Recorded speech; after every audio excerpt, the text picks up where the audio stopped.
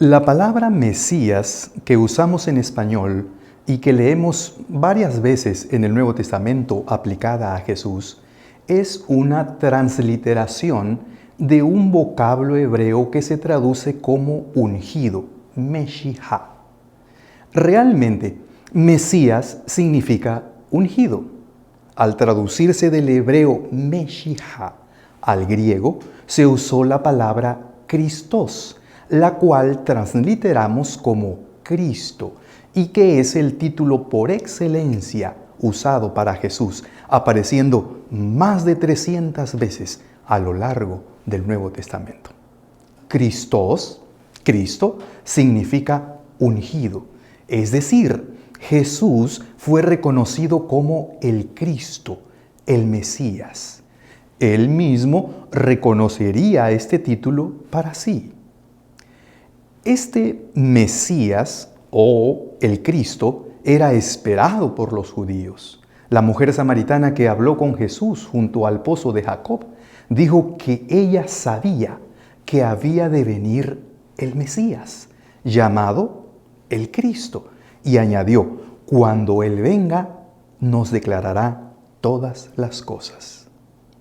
La esperanza de la llegada del Mesías era nacional. Andrés, al encontrar a su hermano Simón, emocionado le avisaría: hemos hallado al Mesías, que traducido es el Cristo.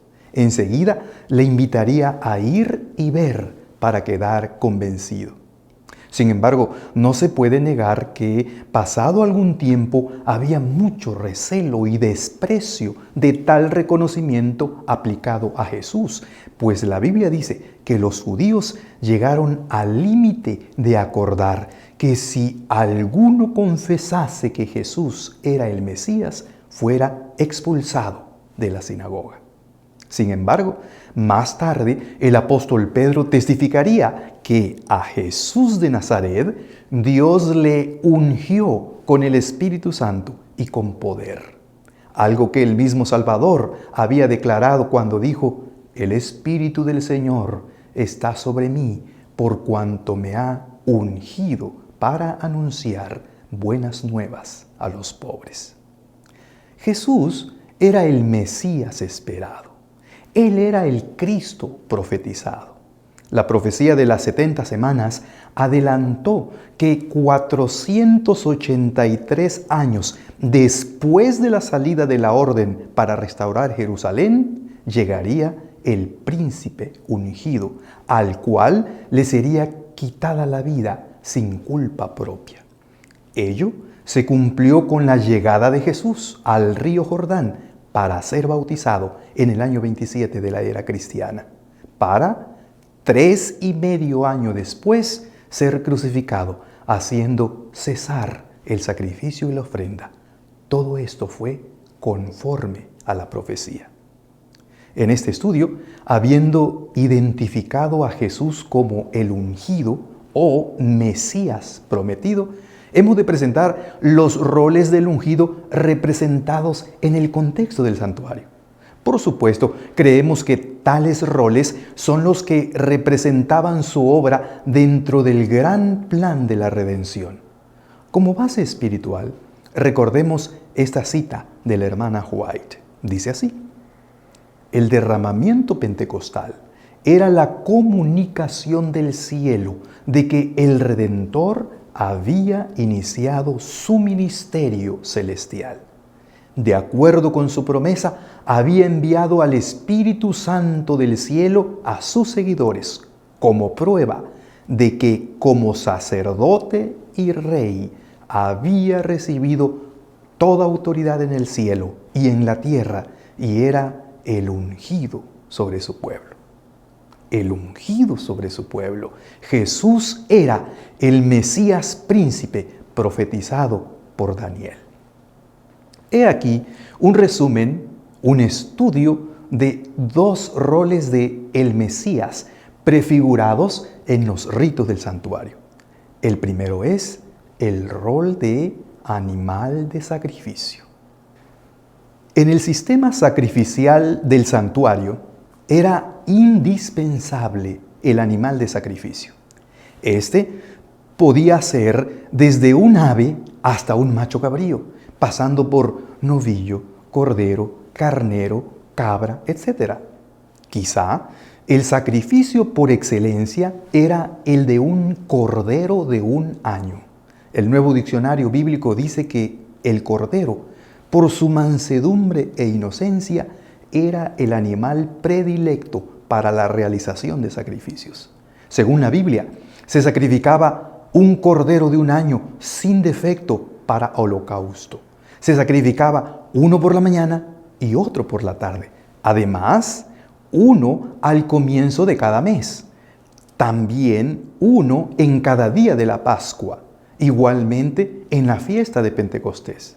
Asimismo, se ofrecían corderos en el día de la expiación y en otras ocasiones de ofrendas de paz o voluntarias. Ahora, notemos los siguientes datos complementarios. Número 1. Desde los tiempos del antiguo pacto, en el capítulo mesiánico de Isaías 53, el profeta dijo de Jesús que como cordero fue llevado al matadero. Número 2. El apóstol Pedro escribió que Jesús llevó él mismo nuestros pecados en su cuerpo sobre el madero y que los creyentes han sido redimidos con la sangre preciosa de Cristo como de un cordero sin mancha y sin contaminación. Número 3. En el libro de Apocalipsis, 28 veces se llama a Cristo el Cordero. En la primera ocasión, cuando el apóstol se vuelve para mirar lo que ve en medio del trono y en medio de los ancianos, es un cordero como inmolado, a quien se rinde el mismo homenaje que a Dios. Así se entiende la expresión categórica y enfática de Juan el Bautista, doblemente repetida, cuando dijo: «He aquí el Cordero de Dios que quita el pecado del mundo». Sí, la obra de Jesús había sido representada durante siglos a través del ritual del cordero sacrificial. Cada animal sacrificado, cada ritual de sacrificio de cada fiesta espiritual del santuario del desierto señalaba hacia el momento glorioso cuando Cristo habría de morir en la cruz del Calvario, llevando sobre sí la culpa de todos nosotros. El profeta Isaías lo dijo así: «Mas Él herido fue por nuestras rebeliones, molido por nuestros pecados. El castigo de nuestra paz fue sobre Él, y por su llaga fuimos nosotros curados. Todos nosotros nos descarriamos como ovejas, cada cual se apartó por su camino, mas Jehová cargó en Él el pecado de todos nosotros». Glorioso. Y cuando vino el cumplimiento del tiempo, Dios envió a su Hijo. Nótenlo, en el cumplimiento del tiempo, Jesús vino a cumplir su rol de cordero sacrificial que llevaría el pecado del mundo. Solo Él, nadie más que Él, podía hacer esa obra. Él era el ungido sobre su pueblo para llevar sobre sí la culpa del pecado. El apóstol Pablo lo dijo así: «Así, Cristo fue ofrecido una sola vez para llevar los pecados de muchos y aparecerá por segunda vez sin relación con el pecado para salvar a los que le esperan». Una gloriosa enseñanza con una gloriosa esperanza. Notemos ahora el rol de sacerdote intercesor. Como hemos visto en estudios anteriores, el sacerdote era el intermediario entre el Dios Santo y el hombre pecador. Ante la necesidad humana del perdón, solo el sacerdote era el ungido para interceder ante Dios, y lo hacía por la sangre del Cordero. Nadie más podía hacer esa obra y vivir. Así fue prescrito por Dios. En el santuario terrenal, la investidura sacerdotal recayó sobre Aarón y toda la obra de Aarón representaba la obra de Cristo en el plan de la redención. Lo hacía imperfectamente, humanamente, pero señalaba hacia una obra completa y perfecta que habría de ser realizada por Cristo como el ungido. Así lo dijo Pablo. Si pues la perfección fuera por el sacerdocio levítico, porque bajo él recibió el pueblo la ley, ¿qué necesidad habría aún de que se levantase otro sacerdote según el orden de Melquisedec y que no fuese llamado según el orden de Aarón? Jesús fue y es ese otro sacerdote, perfecto y perfeccionador, según el orden de Melquisedec y no del de Aarón, que se levantaría para cumplir su obra de intercesor ante Dios a favor del ser humano. Así lo declaró el apóstol Pablo. El punto principal de lo que venimos diciendo es que tenemos tal sumo sacerdote, el cual se sentó a la diestra del trono de la majestad en los cielos, ministro del santuario y de aquel verdadero tabernáculo que levantó el Señor y no el hombre. Él es Jesús. Él es el ungido para interceder por el pecador. Él es el ungido para mediar entre Dios y el hombre. Él es el ungido para ser abogado por el culpable. Nadie aparte de Él puede hacer esa obra. Solo Él es santo, solo Él es perfecto, solo Él es Dios, que se encarnó por nosotros y sufrió como nosotros y fue tentado como nosotros y murió por nosotros. Solo Él es intercesor a favor de nosotros.